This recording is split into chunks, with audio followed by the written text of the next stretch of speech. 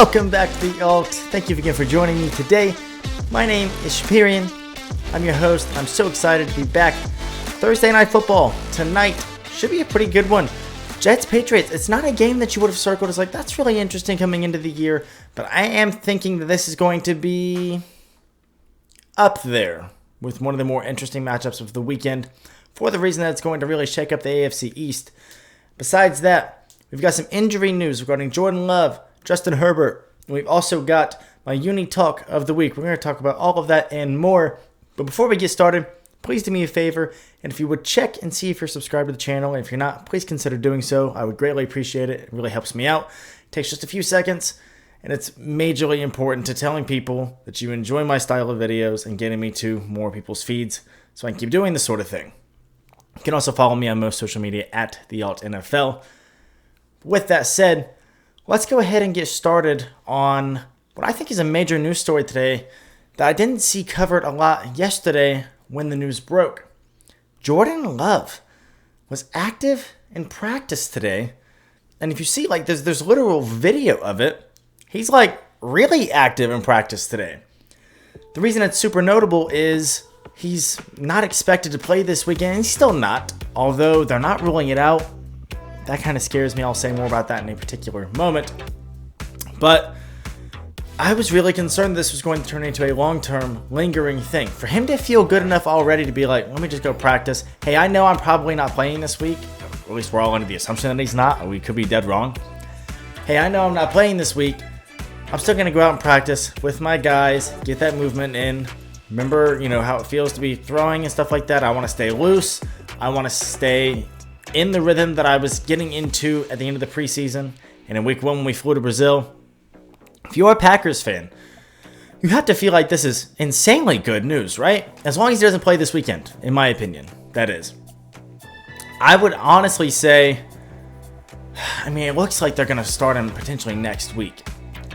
Per a sports doctor that I follow on Twitter, the signs point towards him starting either next week or the week after coming back from injury. If he comes back next week, that's even sooner than we thought, because we were told minimum 3-week injury, maximum 6. And I came on this show that next day and was like, here's what they're looking at the next 6 games that they have to start Malik Willis for all 6. It's clearly not going to be that, barring a setback. But even still, if you just sit him out for Colts and Titans, that's just 2 games. Is that not really risky with your franchise quarterback? Knee injuries are not something to mess around with. I'm going to be honest, it's completely different than what this person was going through. But I just get RG3 flashbacks of like, oh, you throw him back out there really soon and this could be a disaster. And I worry about that for Jordan Love and for the Packers faithful. But I think the bottom line for them, if you look around that locker room and you were to ask around, I imagine a lot of the answers would be, we've got a job to do this season, and that job requires being a real contender in the NFC, in the very least, perhaps more. They're a popular Super Bowl pick in terms of getting there. I didn't see a ton of people saying they're going to win it, but in terms of winning the NFC, a very popular pick. It does horrify me a little bit that he's already back, because I saw that video of the up-closeness? What was that word?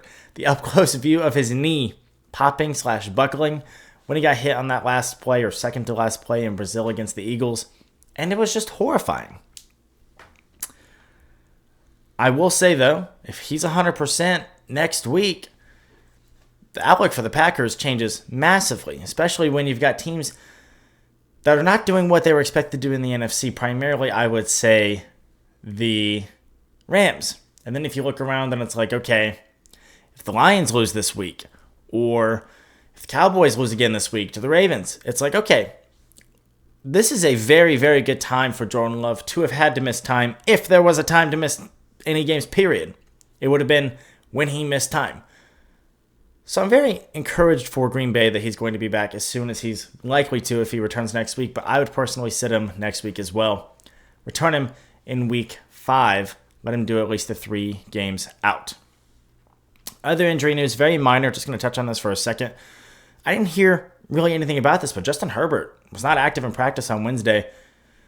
Wednesday practice is seen as a key practice. It's not the one where it's like, hey, if you don't practice Wednesday, you're for sure not playing. But Wednesday practice is not just some, walk through, watch film, super ridiculously light. It's seen as an important practice day, like T. Higgins for the Bengals this week is one of those highly questionable players that really could go either way. There was actually questions if he would go against Kansas City. He did not. Wednesday is seen as the crucial practice day for him if he's going to be good enough to go on Monday against Washington, even with the extra day.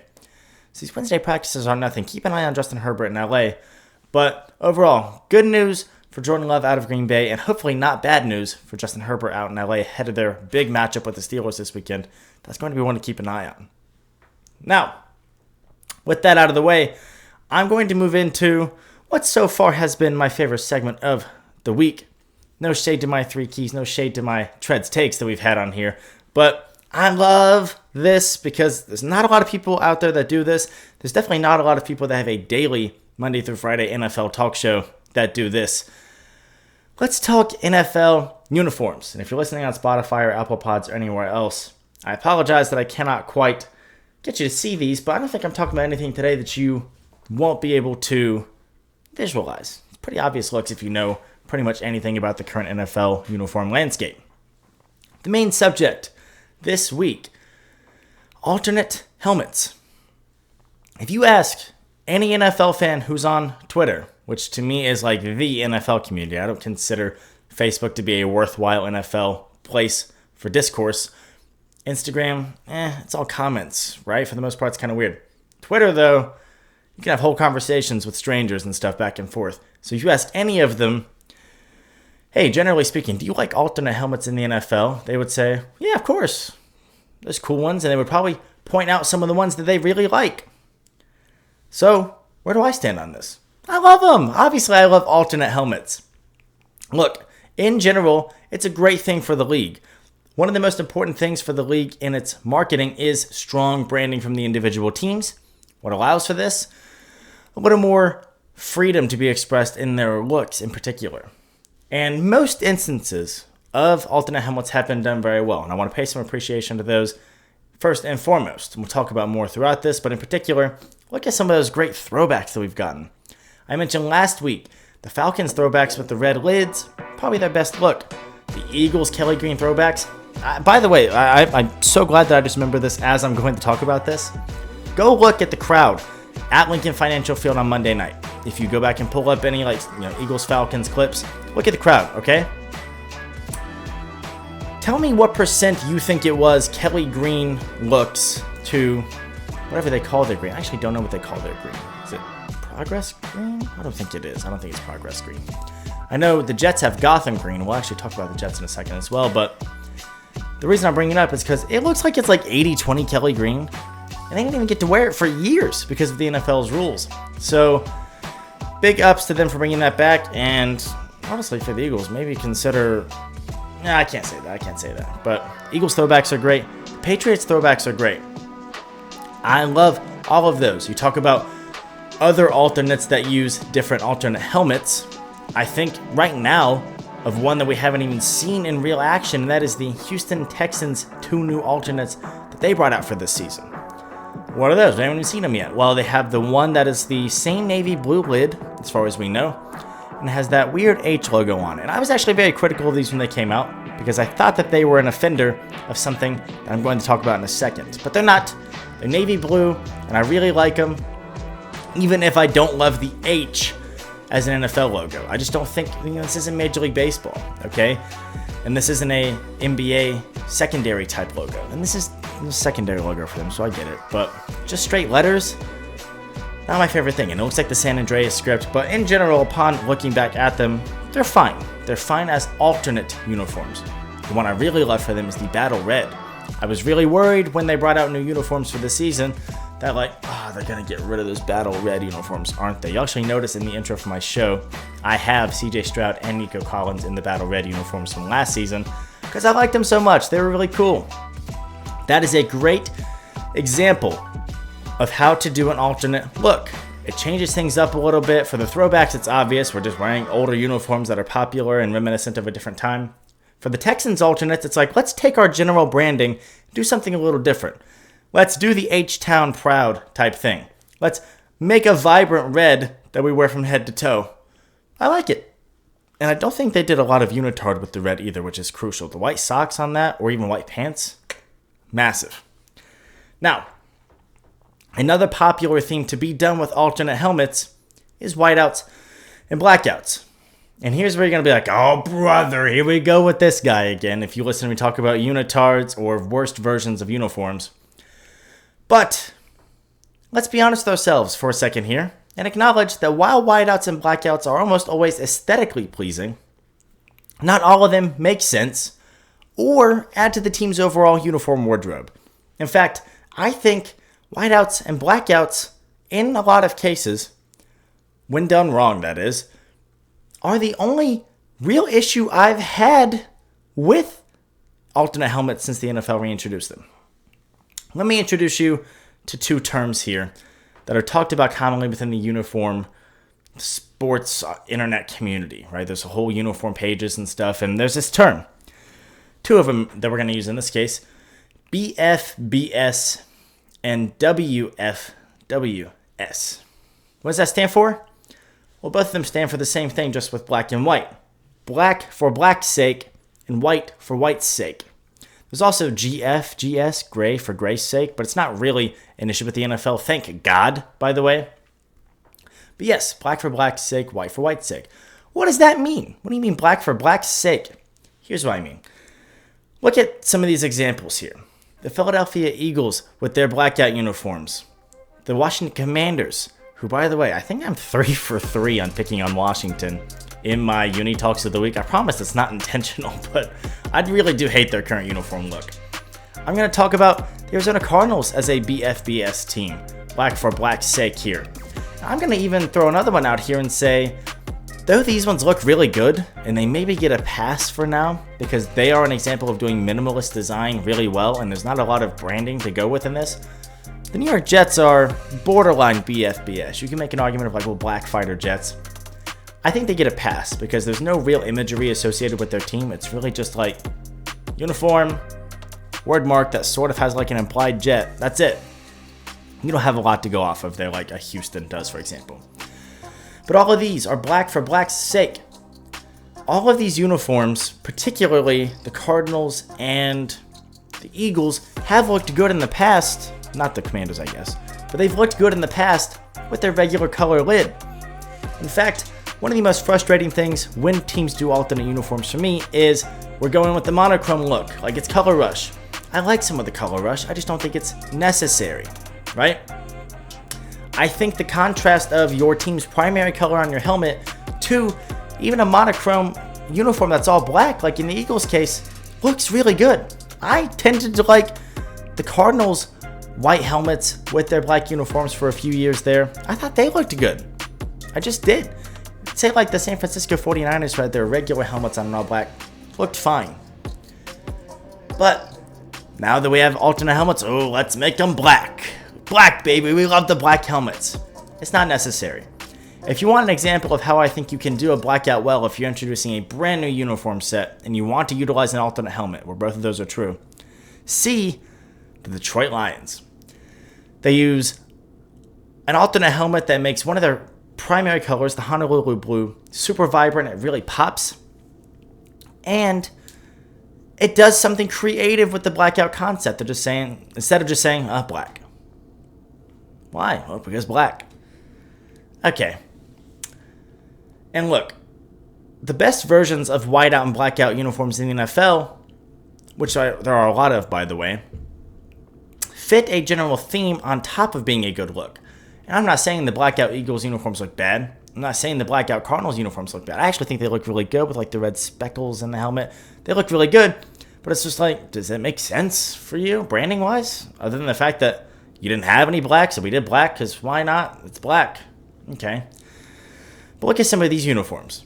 The Panthers blackout uniforms. Could it be more of an obvious fit for the Panthers to have an all black uniform? It makes sense.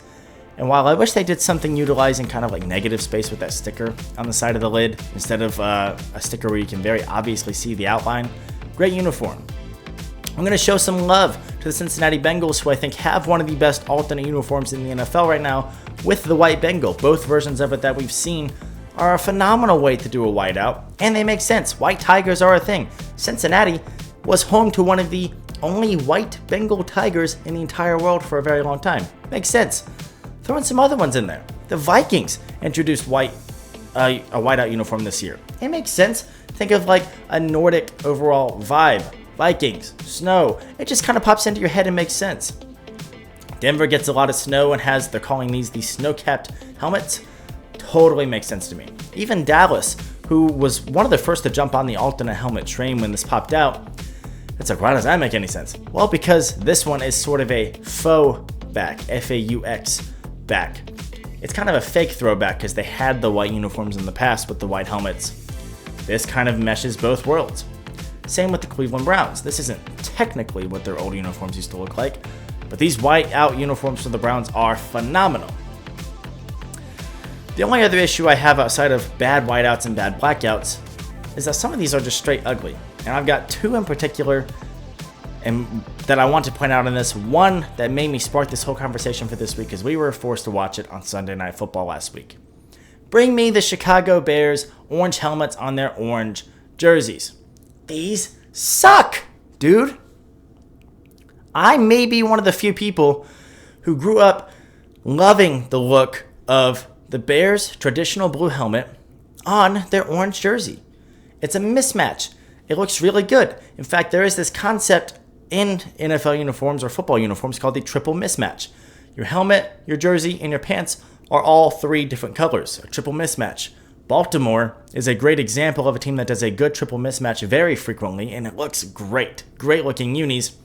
But then introduce this piece of crap helmet with a weird logo that nobody asked for and a weird face mask, and they're going to wear it with a purple jersey and purple pants to ruin their color rush look that I think actually looked really nice on top of everything else. So, overall, I promise, I love alternate uniforms. I think they are great. I love alternate helmets, too. The helmets are what make the NFL look. If not for the helmets, the NFL is probably not where it is today in terms of its market share of sports media in the United States and how much fandom there is across the United States. The helmets are the team in a lot of ways. That's why you'll see me grief teams for messing up the helmets in a way that doesn't add to the overall look. There's some teams like the Jaguars and the Packers where I'm just like, it doesn't really make a lot of sense. There's even some where it's like the team went black and white helmets for seemingly no reason. Like the Jaguars. Are we going like snow leopard? Is that the idea there? Because it's not going to work with this. The Colts. Black helmet on those Indiana Knights uniforms that I despise. I think the Colts could have done a black on black on black uniform and gotten away with it without much grief from me, because much like the Jets, they don't really have any imagery associated with their team. It's just like the horseshoe and then some stripes and the helmet. That's it. I think you could have got away with it. The Saints. Not going to go much more into it. I hate that black helmet on that uniform. It doesn't even look as good as it would with like a throwback helmet even on that uniform.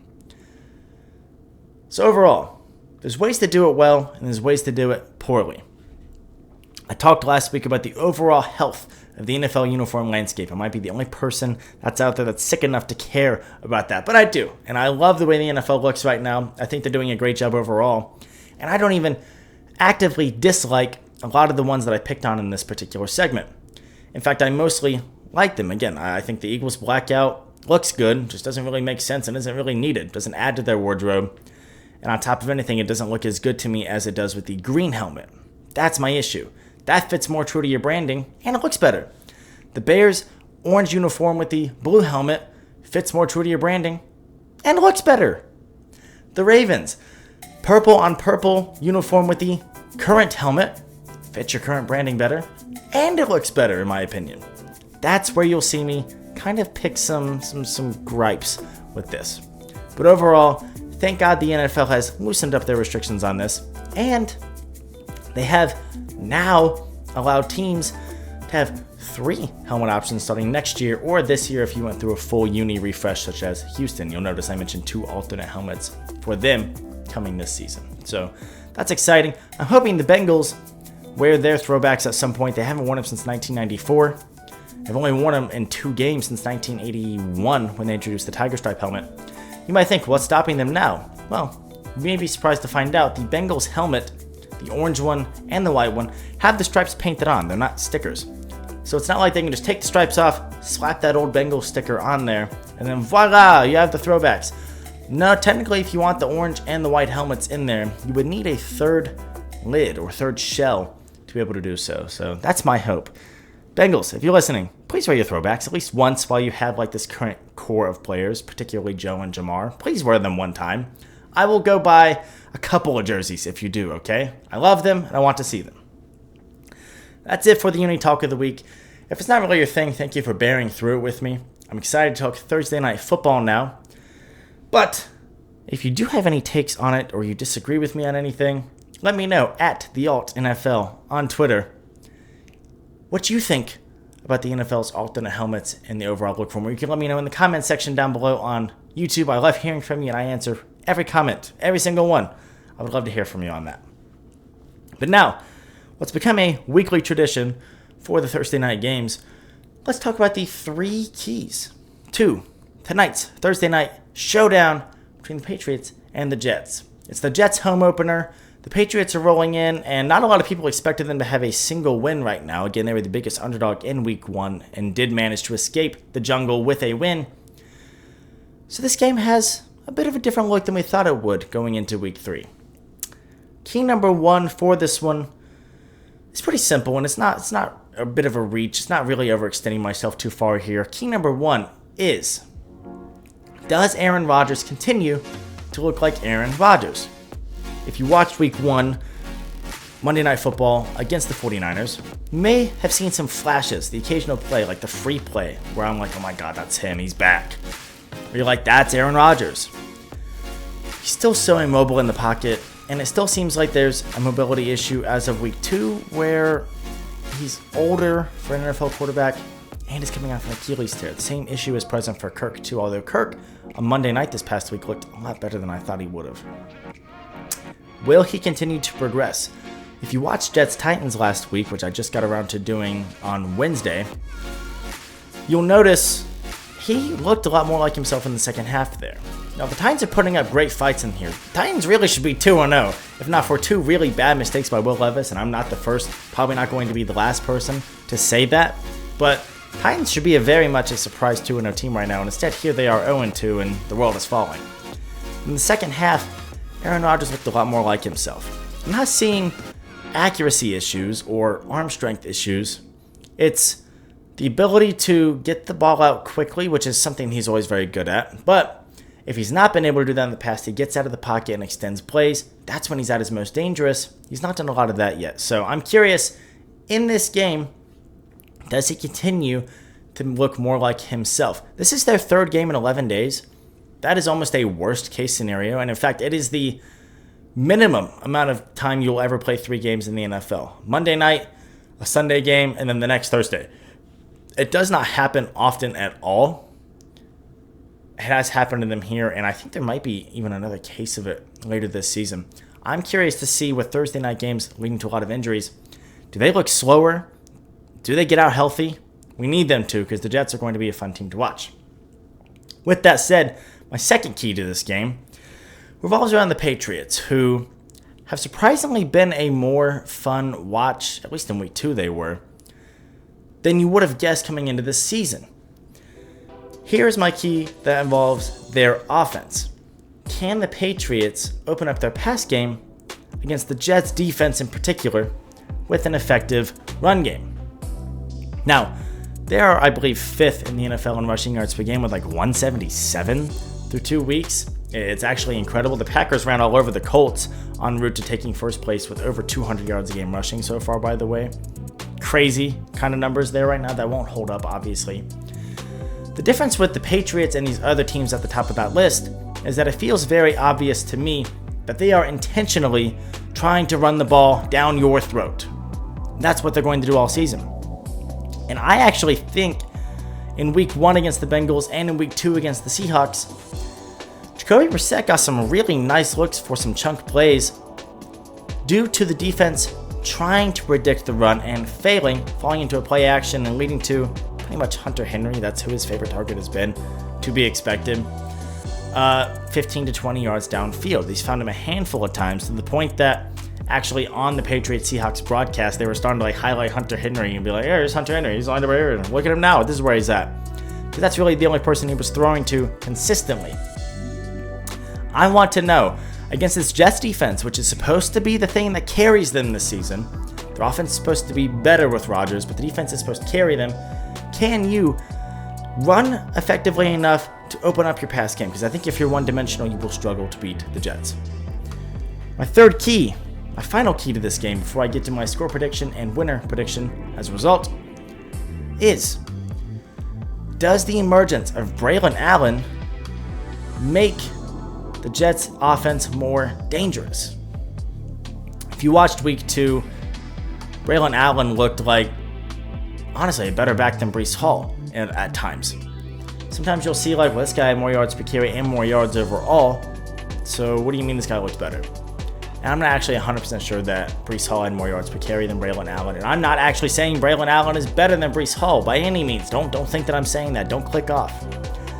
I'm just saying a two-headed monster at halfback has been massive for most teams that have been able to successfully implement it, because it is a long season. If you're going to try to run the ball, as the Jets are going to, I guess every team's going to, but I think you know what I mean. They're going to run the ball more similarly in a way that the Patriots are going to run the ball, and it is a really important, integral part of our offense. Two guys that can do it is better. I think if we see Braylon Allen a lot this week, which I think we will, I think they're going to try to keep Breece Hall fresh. I think with the short rest, 3 games in 11 days, that's disgusting. They're going to try to see if he can carry more of the load from Breece Hall this week. That's just my opinion. I think that's what we'll see. I think they're going to be very conservative with Breece. And I think there's a world where it unlocks this offense and makes them even more dangerous. Patriots could be the defense to try to mess around with. I don't think they're going to hold up all season the way they have weeks 1 and 2. Patriots should also be 2-0 in the way that the Titans also should be 2-0. It's just that nobody really wanted to win that overtime thriller of Patriots-Seahawks. And if you're listening to the podcast version, I put air quotes around thriller on that one, by the way. So that's it. My 3 keys to the game: Aaron Rodgers, the Patriots pass game, and the emergence of Braylon Allen, I think will all play massive roles in this particular Thursday night matchup. My prediction, not a fun one. Sorry, I wish this was more of a fun answer here. I think this game is going to be super tight. I think it's going to be super low scoring. I think if we were to compare it to the most recent game we watched, it's going to be more like the first half of Eagles-Falcons than it is the second half. It's not going to be a super fun game. I think the Jets do hold on to win this one in their home opener. I'm not taking the Patriots as a road underdog. I'm sorry, I'm not. I think they win 20-16. So they don't cover the spread. And I don't think the over hits on the total points. I think the Jets get it done. I think they find a way to, and they move on to the 2-1 mark that they really needed to be at this point in the season. That said, I think this is going to be a weird game, like a freakos game, like sicko game, whatever you want to say. Whoever makes the biggest mistake in this one's going to lose. I don't think there's going to be a lot of margin to overcome a massive boneheaded mistake. Just keep an eye on that, particularly in the fourth quarter. One team does it and makes that mistake, even if you currently have the lead, I think you probably lose the game. So with that said, that is all for this episode of The Alt. If you enjoyed the episode, please do me a favor and leave a like. I'm excited to see you back tomorrow as we talk the rest of the Week 3 matchups besides the Monday night games. I'm going to give you my Survivor pick and my underdog lock of the week. Hopefully we can start making some progress there. I am 1-3 in Survivor picks and my underdog locks of the week. Neither underdog has won. The Chiefs at least did me a favor with my Survivor pick last week. Sort of did me a favor. They didn't really do me a favor. But got faith in the Jets tonight. They're going to take care of business. We can get back on our Thursday night primetime pick streak. And I will see you bright and early tomorrow morning to go over the rest of these games. Rest up, enjoy the football, and I will see you tomorrow.